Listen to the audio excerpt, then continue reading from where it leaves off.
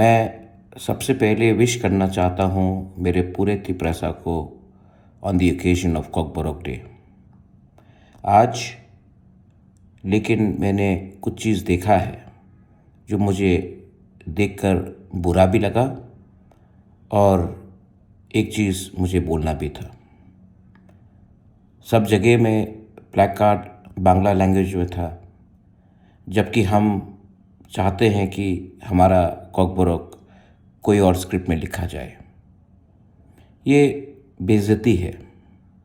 उसके बाद जब हमारे स्टूडेंट्स ने प्रोटेस्ट करने की कोशिश की तो उनको पुलिस ने डिटेन किया। दुख लगता है कि आज खुलेआम गुंडे स्मगलर्स घूम रहे हैं और स्टूडेंट्स जो अपने अधिकार के लिए बात करते हैं उनको पुलिस डिटेन करता है। मैं चाहता हूं कि त्रिपुरा में हर भाषा फ्लरिश करे। बंगाली हो, मोग हो, चाकमा हो, मिज़ो हो, हालाम लैंग्वेजेस हो, काउप्रू हो, कॉकबोरोक हो।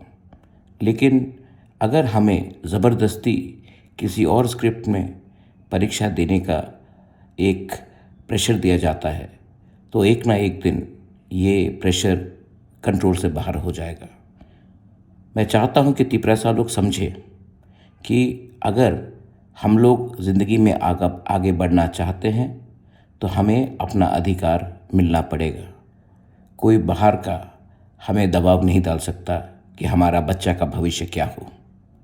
Please think about it.